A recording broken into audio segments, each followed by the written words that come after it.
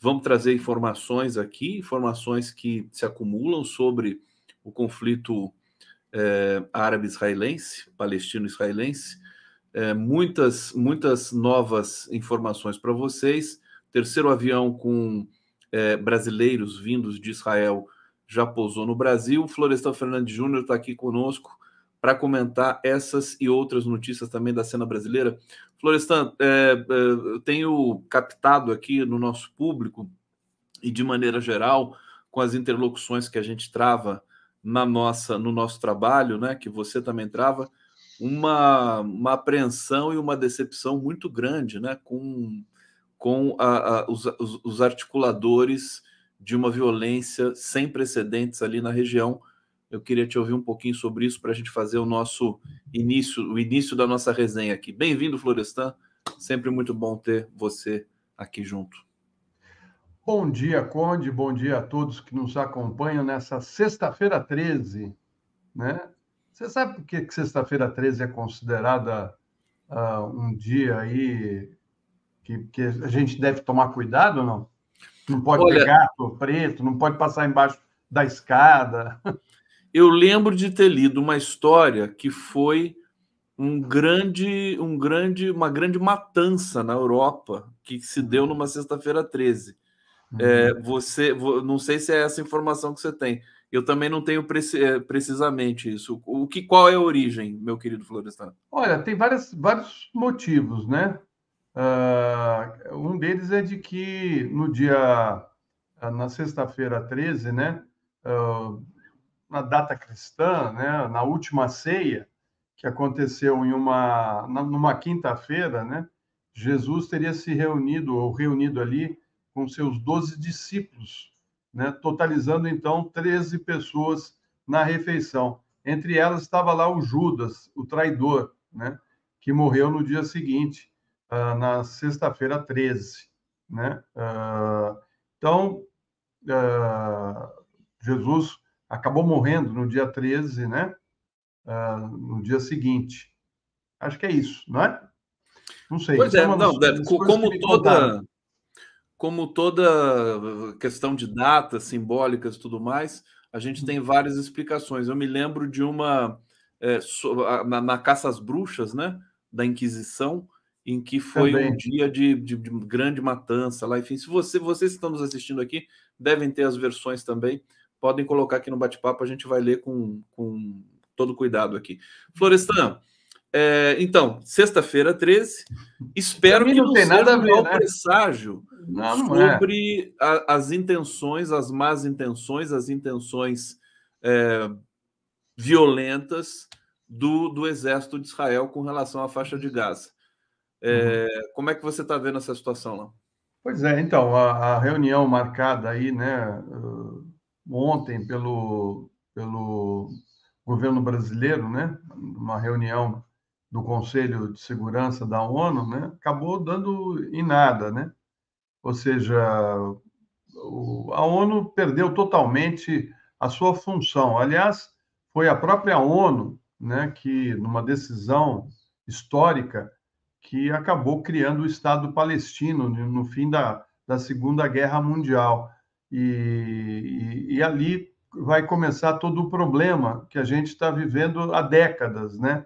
Tem um excelente texto aí, um artigo do Reginaldo Nasser, na Carta Capital dessa semana, em que o professor da PUC mostra bem como a faixa de Gaza se transformou num grande gueto, né, a céu aberto.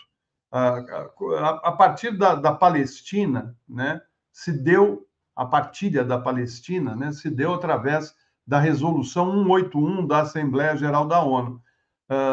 Na época, os colonos judeus detinham a propriedade de 6%, Conde, das terras, e representava 30% da população, algo em torno de 600 mil habitantes.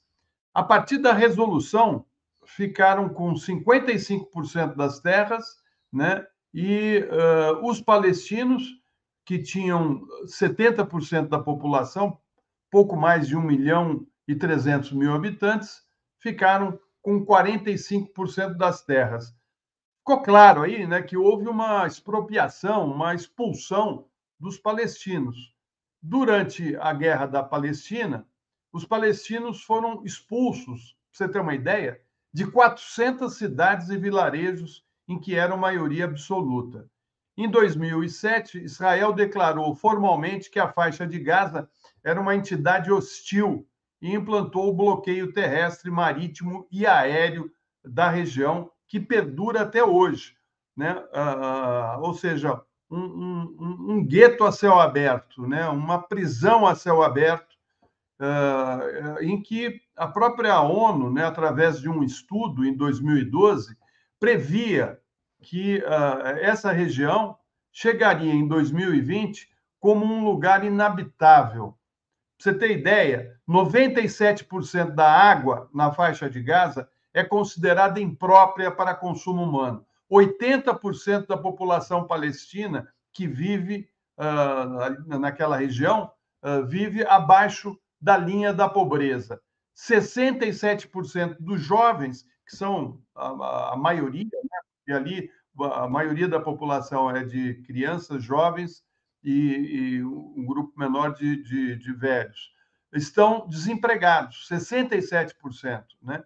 A energia elétrica é controlada por Israel e de uma maneira cruel, né? Tanto que até acho que 2007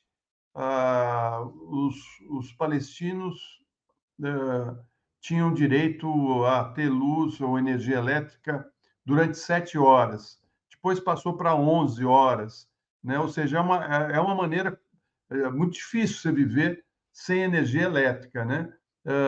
E você tem também os conflitos, né? Os conflitos que ocorreram nas últimas décadas, né? 6 conflitos bélicos totalmente assimétricos, o que ainda piorou ainda mais a situação. Ou seja, o povo palestino, 2 milhões e 200 mil habitantes, vivem numa região que representa mais ou menos um quarto da cidade de São Paulo. Portanto, há uma superpopulação para aquela pequena área. E aí o Israel faz um bombardeio, né, 6 mil bombas, né, explodindo na faixa de Gaza, destruíram prédios. A gente não sabe direito o tamanho dessa agressão, né, dessa situação.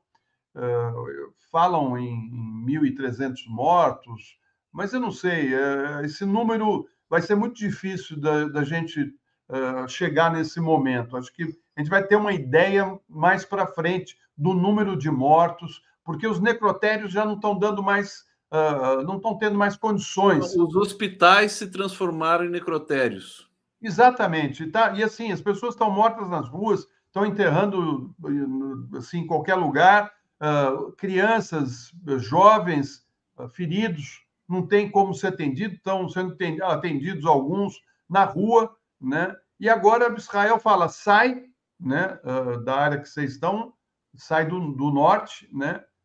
Porque nós vamos bombardear em 24 horas, né? Olha, né? Esse é o resultado. Como é que você vai saber quantas pessoas morreram dentro desse edifício, né? E o risco que elas estão correndo, porque você não tem energia elétrica, você tem 3 horas de energia elétrica e você fica na escuridão durante a noite, ali vendo bombas explodindo. É uma situação. É uma situação, meu querido Florestan, absolutamente inaceitável. Eu não sei como é que nós, né, estamos permitindo isso. Nós, eu digo humanidade. Como é que a humanidade está permitindo uma coisa dessa? Como é que não tem chefe de Estado com respaldo suficiente para dizer pare com isso? O governo russo, o Putin, diz que essa ação de Israel em Gaza é inaceitável e também diz que a ação de Israel na Síria também é muito grave, é uma violação grave do direito internacional, das convenções internacionais. Eu quero tentar entender, quer dizer, como é que é isso? Como é que você vê essa situação? O presidente Lula está preocupado com os brasileiros lá em Israel, sobretudo em Gaza, que é uma situação muito mais difícil. Mas, como você disse, a reunião do Conselho de Segurança não deu em nada, né? Eu estou muito aflito, querido Florestan, tá me abalando essa situação. Eu acho assim, o ataque do Hamas foi de uma crueldade jamais vista, né? Uma coisa absurda. Agora, é bom lembrar que o Hamas foi, no começo, muito bem aceito pelos judeus, pelo governo de Israel, né? Porque ele achava que poderia ter uma condição melhor de enfrentamento aos palestinos através do surgimento do Hamas, que surge no começo como um grupo que tinha uma função de ajudar os palestinos, e os palestinos lá na faixa de Gaza reconheceram que eles ajudaram muito ali. Mas, né, em pouco tempo, o Hamas se transformou numa dor de cabeça para o governo de Israel, né? E o Hamas faz esse ataque, chama a atenção do mundo, né, para uma situação trágica que os palestinos vivem, porque eles estão ali há décadas, né, abandonados, completamente abandonados, né? Ninguém fez nada por eles.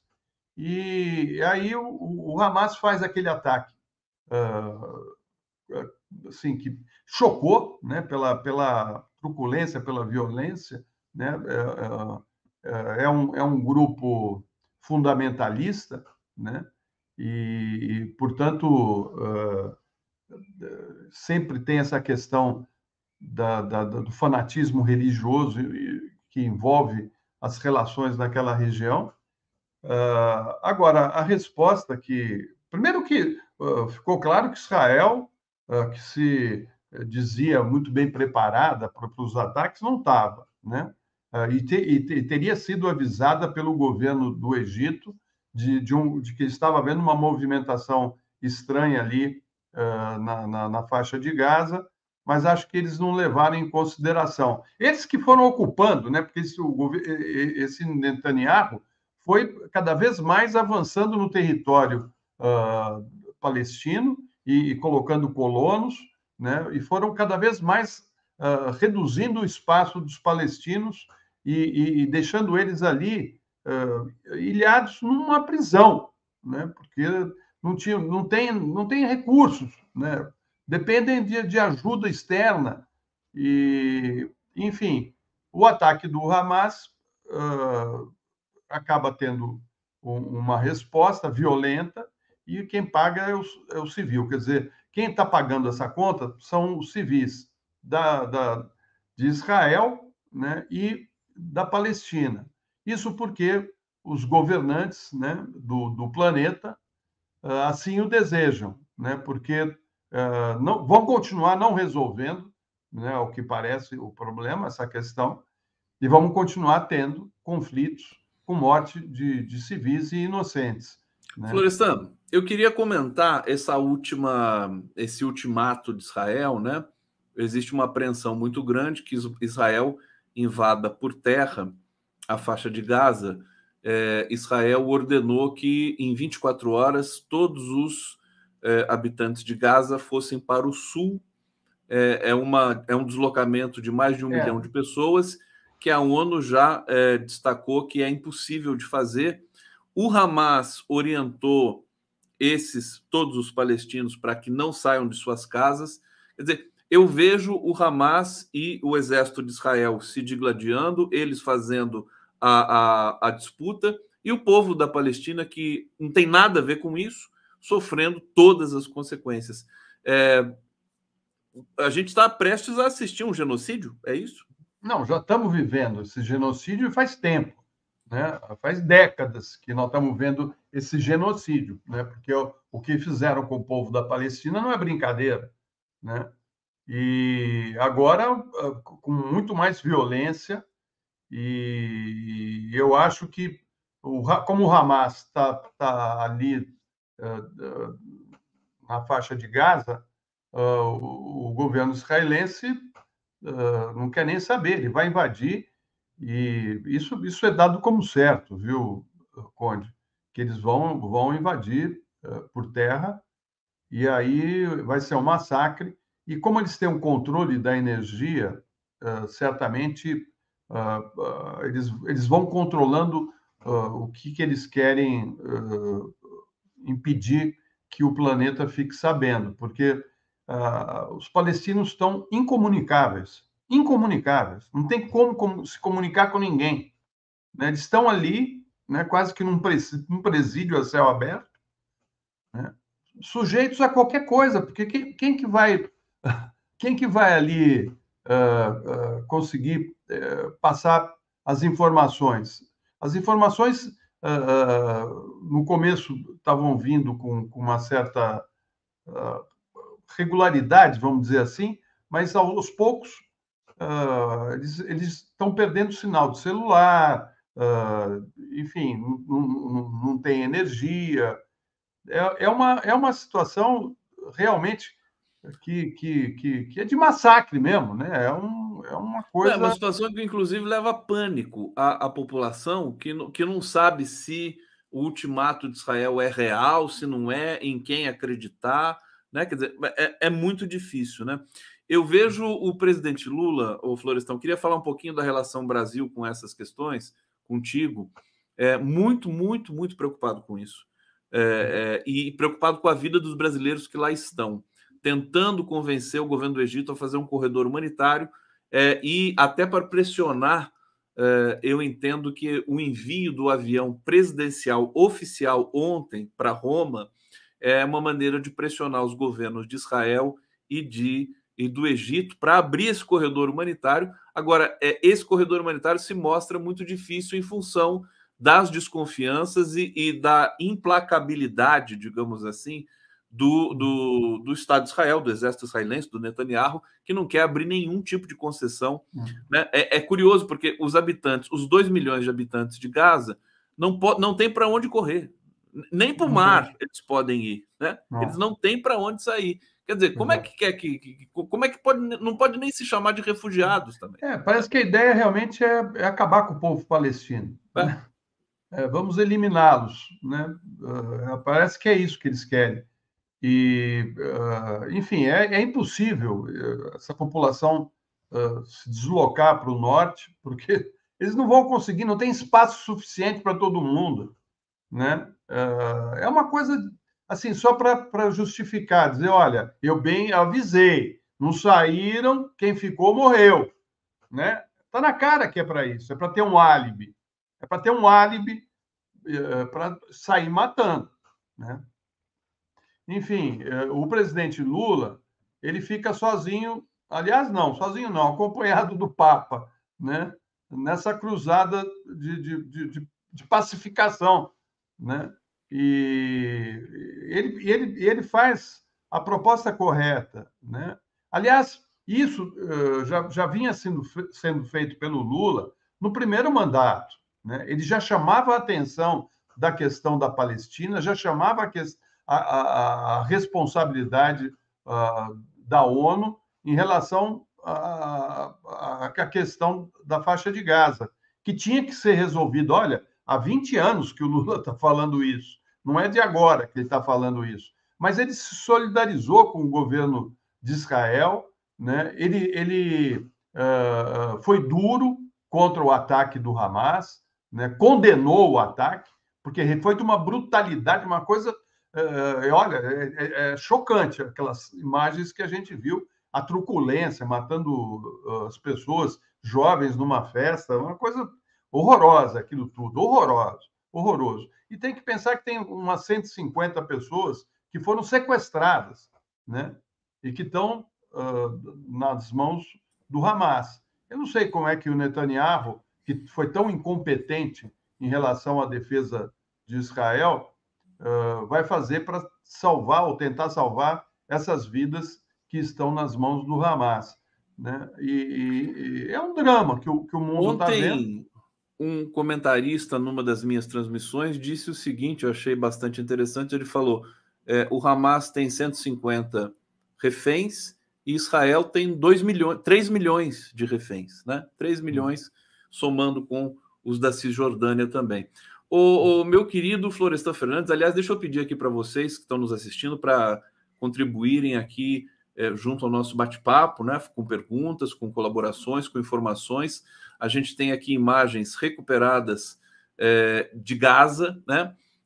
Daqui a pouco eu vou trazer imagens ao vivo também para vocês. Essa aqui é uma transmissão especial que fica 24 horas, né, com as imagens de Gaza no monitor. E eu quero agora tratar com o Florestan. Florestan, a gente vê, assim, eu vou subscrever as palavras do Walid Rabah, que é o presidente da Associação Árabe-Palestina no Brasil, deu, acho que mais de uma entrevista aqui para o nosso coletivo, dizendo que a gente assiste também a um genocídio comunicacional.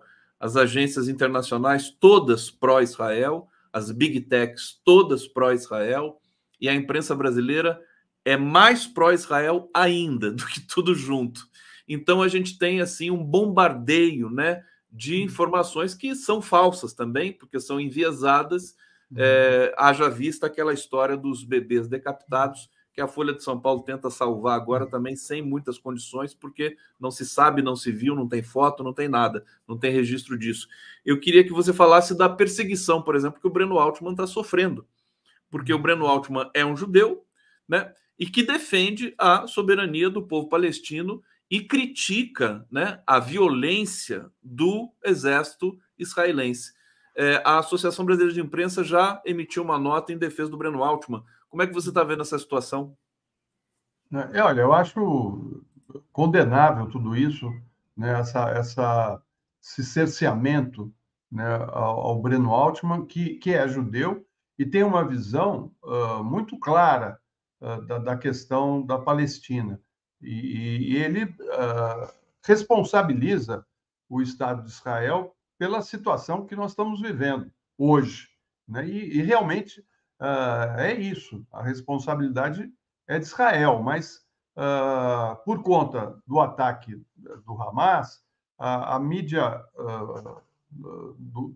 dos grandes países fica numa visão voltada só para os civis que foram mortos na ação do Hamas. Mas, como disse agora há pouco, eu li aqui, né, entre os nossos internautas, uma pessoa que falou o seguinte, falou, e as pessoas que foram sequestradas pelo governo de Israel? São 2.200.000 palestinos que foram sequestrados. Eles estão sequestrados e colocados naquele cativeiro chamado faixa de Gaza. Essa é a realidade, né? E uma questão que ninguém resolveu. Então, eu acho que o Breno Altman tem que ser respeitado, primeiro porque ele entende muito sobre essa questão, esse conflito, e entende muito sobre o que envolve ali o Golfo, né, aquele Golfo Pérsico, aquela região onde está Israel e os países ali, Egito, a faixa de Gaza. Ele tem uma noção histórica e sabe das responsabilidades. Agora, isso vem ocorrendo não só aqui no Brasil, mas em outros lugares do mundo, né? Eles querem um discurso único. E eu acho que os palestinos são considerados por esses países seres humanos de terceira classe, né? É assim que eles estão se comportando. Acho que é duro ver que as grandes potências do mundo ou se omitem em relação a isso, ou tomam o lado dos norte-americanos que têm interesses na região por conta das riquezas que ali existem. Não, e sem Né? contar, Florestan, que há um estudo, acho que da própria ONU, atestando que as terras ali onde os palestinos estão sendo tratados como reféns de Israel já há tanto tempo, 70 anos, né? Ali na Cisjordânia e na Palestina e na faixa de Gaza, é muito rico em gás e petróleo, né? Quer dizer, há um interesse também que é econômico. Agora, eu queria que você comentasse também, eu já vou para o bate-papo aqui, estão chegando mensagens para a gente. Os Estados Unidos mandou um porta-aviões imponente para lá, com 40 aeronaves de última geração. O Reino Unido também mandou. Eu estou identificando nisso uma tentativa de intimidar os países árabes ali do entorno, Irã, Síria, próprio Egito, mesmo sendo de direita, esses países tendo governos de direita, eles são árabes, né? E podem eventualmente tomar partido aí pró-Palestina. Como é que você vê isso? Me parece também um certo temor, né, do Ocidente de perder, de o Irã, por exemplo, se colocar, né, dentro desse conflito. Quer dizer, não se coloque, a gente está dizendo que nós vamos entrar também. Pode escalar e está escalando, Florestan. Thais, acho que você tem razão na sua análise, porque não tem sentido você mandar um porta-aviões daqueles, aliás, mandou vários, não foi só esse,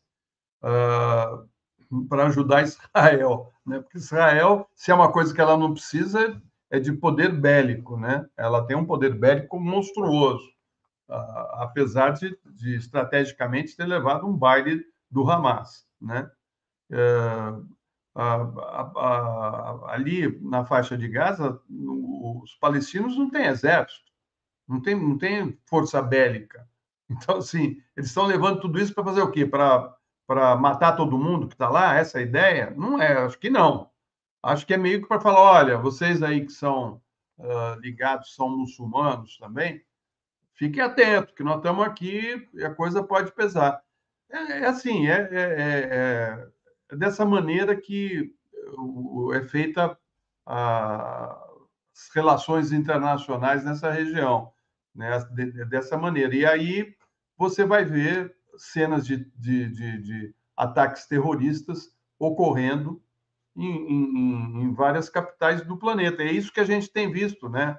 Porque como esses países não têm condições de um enfrentamento para defender as suas fronteiras e a sua autonomia, eles partem para o terrorismo, né? O que explica o terrorismo é exatamente isso: é você impossibilitar que um povo tenha autonomia sobre o seu próprio país, né?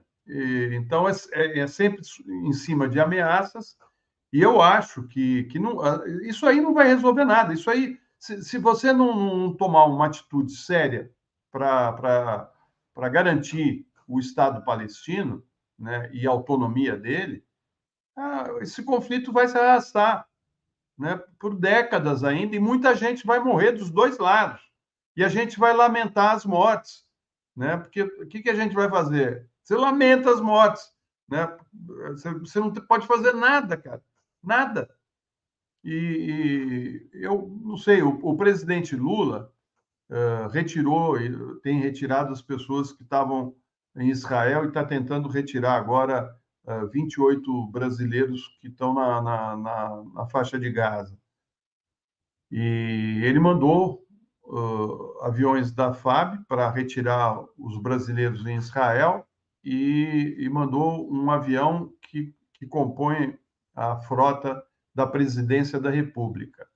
E é simbólico ele mandar um avião da Presidência da República, né? Ele está dizendo que o governo brasileiro quer uma solução pacífica, quer um corredor humanitário para salvar vidas, né? E que está mandando um avião que não é militar, é um avião presidencial, para dizer que está ali não para fazer nenhum ataque, né? Não é uma ameaça militar, né? É um avião que está indo para pegar pessoas, recolher pessoas brasileiras que estão pedindo para voltar para o Brasil, como ajudou os brasileiros que estavam em Israel. Aí muita gente fala, não, por que foi buscar lá em Israel? Boa parte era turista e podiam pagar. Vários voos foram cancelados, né? E acho que o governo brasileiro fez muito bem de tirar os cidadãos brasileiros de uma região de conflito, trazer aqui para o Brasil e dar um exemplo, né? Você vê para o mundo até, vários países da América Latina procuraram o Itamaraty, estão pedindo ajuda, o Chile, a Argentina, né, para ver se consegue, através desses voos do governo brasileiro, trazer, enfim, cidadãos. Tem gente reclamando já do seguinte, quer dizer, o Brasil está trazendo os brasileiros ricos de Israel e os brasileiros pobres de Gaza, né, vão ficar presos ali. Evidentemente que é uma crítica, acho que até injusta, mas mais uma vez revela que você tem luta de classes até nesses resgates, né? Eu acho que vale a pena lembrar uma coisa, sabe? O presidente Lula, né, mandou um avião para trazer para o Brasil de volta evangélicos, né? Evangélicos que fizeram tantas fake news contra o presidente Lula durante a campanha, né? Ele mandou 2 aviões repletos de evangélicos resgatados em Israel, mostram um detalhe interessante. Uma das igrejas era a Lagoinha, a mesma do André Valadão, né? Ou seja, os aviões da FAB, que no tempo do Bolsonaro transportava cocaína, joias sauditas e coisas mais, né? Agora está transportando pessoas que estão em regiões de risco, né? E aí eu lembro, viu, como é diferente um presidente humanista e um outro que é armamentista, né? Em 31 de janeiro de 2021, Conde, o Bolsonaro disse que a retirada de brasileiros que estavam em locais de risco do coronavírus não ocorreria por conta da quarentena, né? Na época, o Bolsonaro afirmou que se tratava de uma ação que cabe mais ao Congresso do que ao Executivo, porque mexe com os recursos dos cofres públicos, né? Ele falou: se me arranjarem recursos e meios, eu vou lá e arranjo um jeito de buscar essas pessoas. Mas custa caro, né, um voo desse, ele disse. E ali, enfim, ele deixou de atender esses brasileiros que estavam principalmente na Ásia, né, na China, no Japão, e aí foi a resposta que ele deu.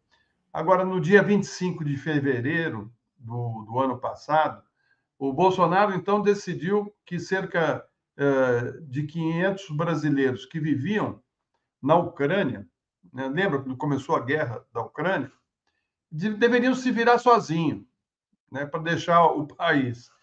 O ex-presidente disse na época que, através do Ministério da Cultura e do Ministério das Relações Exteriores, que era uma área que estava tendo um conflito e que, portanto, não tinha como retirar essas pessoas de lá, né? Esse tom do Bolsonaro foi seguido pela Embaixada Brasileira em Kiev, né, que divulgou, horas depois da fala do Bolsonaro e horas depois da invasão das tropas russas, a recomendação para que os brasileiros tentassem se deslocar por conta própria, né? E aí, veja só, você sabe o que o Bolsonaro estava fazendo nesse dia? O Bolsonaro estava aqui em São Paulo, na praia, numa praia no Guarujá, curtindo o mar e criando ali uma aglomeração de banhistas, né? Essa aí era a solidariedade do Bolsonaro, da extrema-direita, aos brasileiros que viviam na Ucrânia.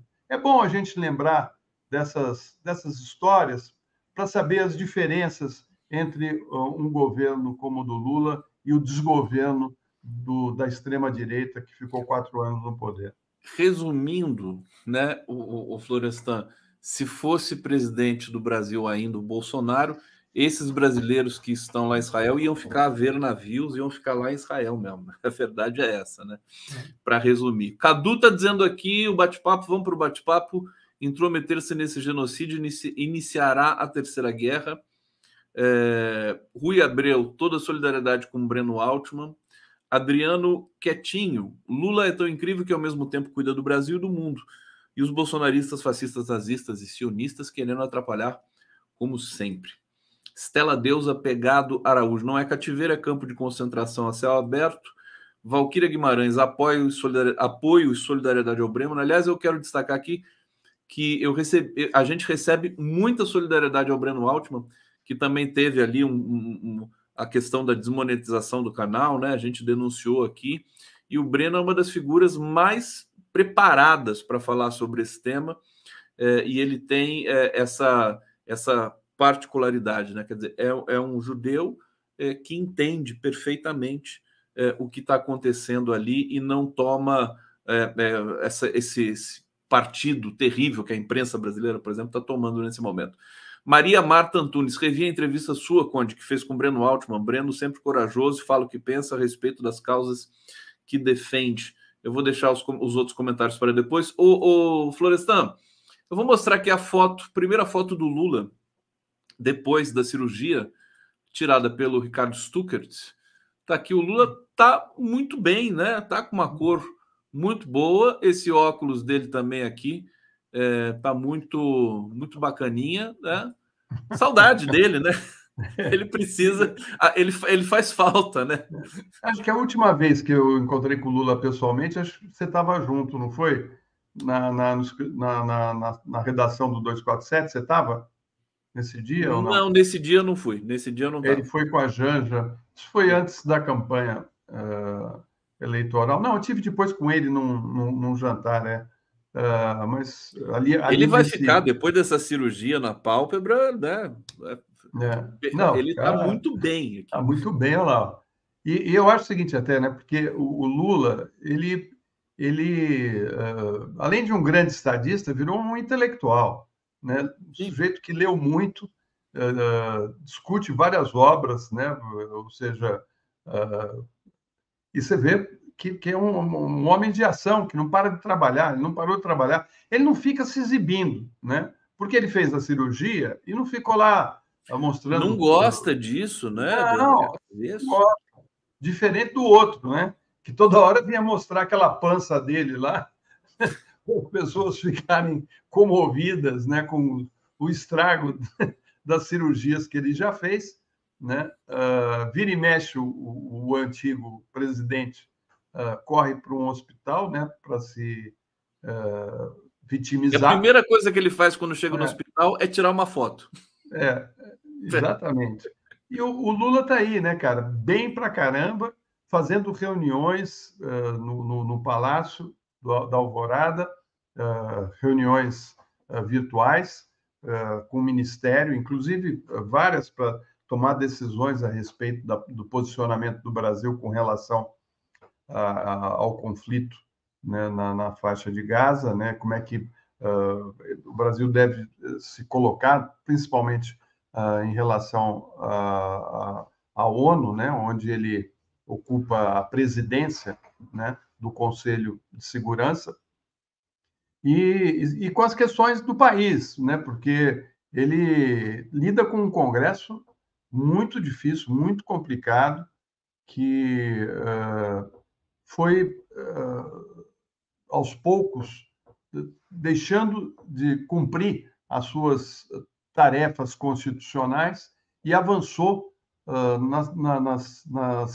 naquilo que era de responsabilidade do executivo, né? Ele quer a Caixa Econômica, ele quer empresas estatais, ele quer emendas do orçamento, quer definir aonde que vai ser gasto o dinheiro. Esse não é papel dos parlamentares, né? Mas ficaram mal acostumados, porque o capitão abriu o cofre e falou: podem fazer o que vocês quiserem com esse dinheiro, né? E aí o Lula chegou e falou: comigo não é bem assim, né? E está tentando negociar, porque piorou muito. O Congresso, você pega da Constituinte para cá, cada vez foi ficando pior, pior, pior. E agora é aquela coisa da chantagem até, né? Ou você me dá aí a Caixa Econômica, ou então não aprovo o arcabouço fiscal, né? Ou é o tempo todo isso, em cima de chantagem. E o Lula está tentando resolver ponto a ponto, né? Está tendo paciência, o país está crescendo, a economia está num caminho saudável, e o que tudo indica aí, a inflação vai ser menor do que era esperado ou projetada. O Haddad saiu muito bem como ministro da Fazenda, muito bem, deu um show, está dando um show, né? Porque ele também anda na corda bamba, né? Com um mercado financeiro e uma mídia corporativa botando pressão. E ele vai num caminho que ele consegue garantir para o governo Lula recursos para atender as demandas na área social, que é o grande intuito do presidente, né? Redução da desigualdade, redução da pobreza e ampliação da oferta de empregos através do crescimento econômico, né? Do investimento em grandes obras públicas e, com isso, alavancar a indústria e o comércio. E com dificuldades, o governo vem conseguindo resolver as questões que se colocam. Agora, é uma sociedade, né, como em outros lugares do mundo, está contaminada pelo discurso de ódio e das mentiras que foram a grande novidade dos últimos 10, 15 anos nas relações políticas e econômicas. E muitas pessoas, como a gente vê ainda hoje, foram capturadas, né, por esse discurso, e precisa entender até mais de psicologia para compreender por que essas pessoas acreditam, né, num mundo que não existe, num mundo criado pelo bolsonarismo. É uma coisa impressionante, mas isso ocorre nos Estados Florestan, Unidos também. isso aí a psicologia realmente ela explica, né? A mentira tem um poder de sedução muito forte. Essa história, por exemplo, dos 40 bebês decapitados, né? A pessoa vê isso uma vez, depois pode vir o desmentido, pode vir a história de fake news, mas aquilo fica cravado na memória daquela pessoa. E fica uma coisa assim, você se apega à mentira. Essa, enfim, são as dificuldades da vida, né? Quer dizer, o ser humano, o sujeito, tem essas fraquezas, essas fragilidades, e a gente precisa, por isso que a gente tem a política para tentar, enfim, dirimir essas questões aí também de ordem da comunicação. Aliás, eu sempre acho que falta um núcleo, né, de comunicação aplicada com especialistas, pesquisadores, não só para o governo brasileiro, sobretudo para o governo brasileiro, mas para qualquer governo do mundo. Né? Os Estados Unidos têm isso, né? Eles têm uma sala eles têm um grupo de inteligência que lidam com essas questões, por exemplo, das palavras-chave, das palavras fortes, vai usar terrorismo, não vai usar terrorista, aquela coisa de você produzir os discursos e produzir um padrão de comunicação. Mas esse é um tema para um doutorado, vamos dizer assim, né, Florestan? Agora você vê, olha, acabou de subir uma manchete aqui no 247 que é significativa para entender o que nós estamos passando, né? O Sarkozy rasgou elogios, né, ao presidente Lula, né, e dizendo que o Lula hoje é o grande protagonista, né, em defesa de um mundo multipolar, né, e que está tendo uma atuação correta no Conselho de Segurança, né, e criticou a ONU, falou que a ONU está desaparecendo, né, não tem mais importância nenhuma, porque você fala lá não vale, né, essa é a realidade, não está valendo nada, né, e o Sarkozy então fez esses elogios e uma análise muito precisa, né, desse momento e concordando plenamente com o presidente Lula, né? O Sarkozy criticou os organismos multilaterais, incluindo a ONU, né? Ele argumentou que essas instituições perderam relevância em um mundo em constante mudança.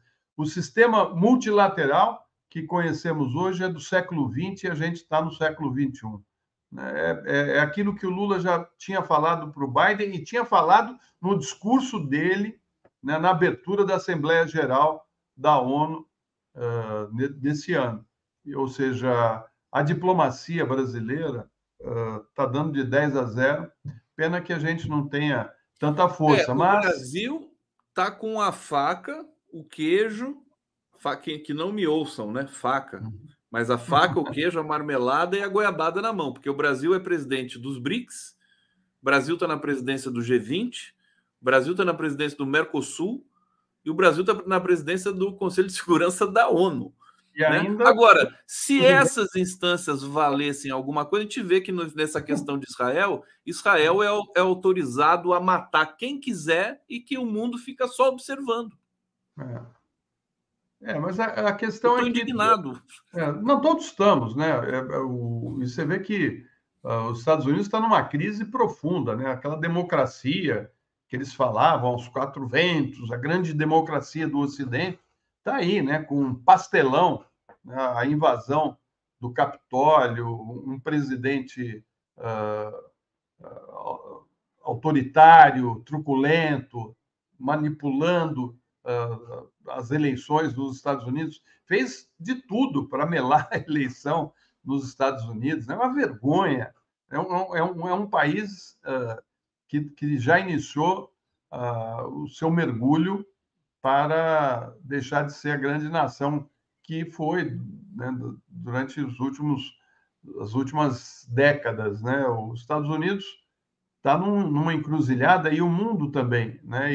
E nesse momento é um momento muito difícil e preocupante, né? Por conta dos países que têm a bomba atômica, mas você vê que há um movimento, uma reorganização das nações que estão largando a ONU para vir para os BRICS. Falam assim, ó, com vocês não resolvem nada mesmo, eu vou vir para cá, que aqui as coisas andam, né?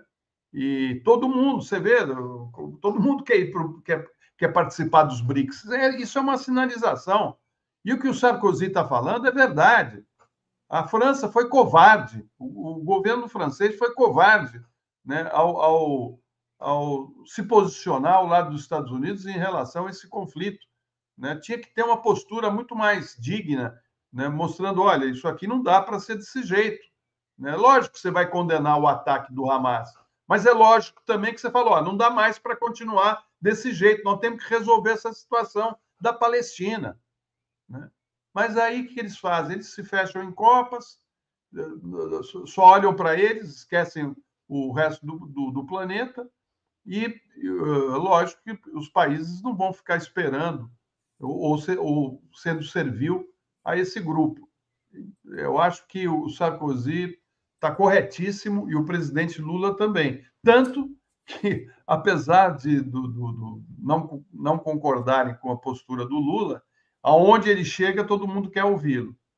Aonde ele aparece nas reuniões internacionais, todos os chefes de Estado querem conversar com ele. Querem conversar com ele porque ele talvez seja uma referência daquilo que pode ocorrer no futuro. Né?